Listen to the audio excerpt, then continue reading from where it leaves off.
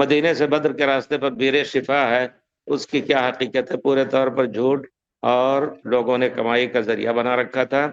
حکومت نے ان کا سخت محاسبہ کیا۔ ابھی گزشتہ سال یا 2-3 سال کی بات ہے کہ کوئی اپنے پاکستانی جو ہے بہت ہی ادھر ادھر کمانے کی کوشش کرتے ہیں، تو بدر کے راستے میں، ادھر کیا نام ہے، یمبو کے راستے میں، پیارے رسول ادھر گئے بھی نہیں، تو انہوں نے یہ جو ہے جو کیا نام ہے، بویا بویا کو کیا کہیں گے، پینٹنگ رنگ جو ہوتا ہے اس کو چھڑک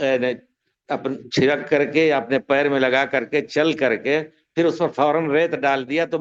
پرانا معلوم ہوتا ہے کہ واقعی ریت میں یہ ہے،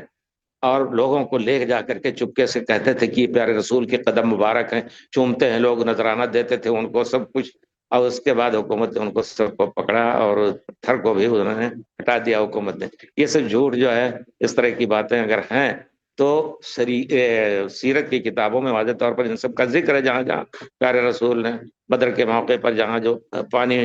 ملا تھا، یہ غزوہ احد میں پانی کی جگہ تھی، وہ یہ سب چیزیں ہیں مشہور، ٹھیک ہے وہ صحیح ہے، لیکن یہ ہے کہ یہ جھوٹا لوگ بہت کچھ اس طرح کا، یہاں تک کہ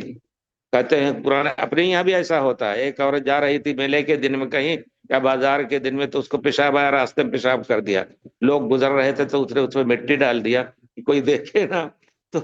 کہا یہ کیا کرے، کہا دھلیا پیر ہے۔ اب وہ اتنا بڑا وہ قصہ مشہور ہے، ہمارے استاد بتا رہے تھے بہار کے علاقے میں دھلیا پیر جو ہے اونچی جگہ بن گئی، اور پھر ایک آدمی جا رہا تھا کہیں کچہری میں کہ اگر ہماری جیت ہو گئی تو اس کو ہم پکا بنا دیا، اور وہ باقاعدہ دھلیا پیر کے نام سے پوجا جاتا ہے۔ عجیب دنیا ہے یہ، انسان عجیب ہے،